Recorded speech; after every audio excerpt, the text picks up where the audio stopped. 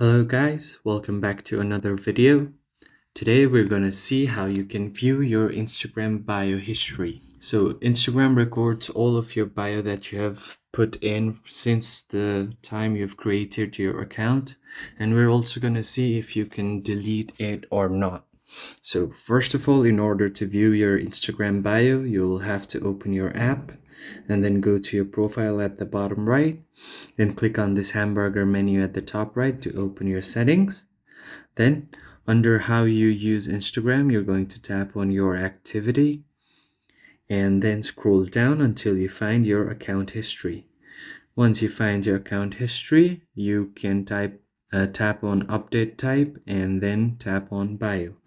Then apply.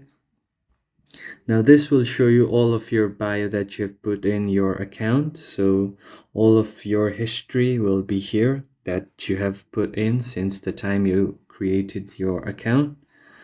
And unfortunately, there is not any option to delete your bio history, but this history is only private to you and no one else can see it. So there is not really a necessity to delete your history. And this is how you can easily view your Instagram history bio. Thank you for watching.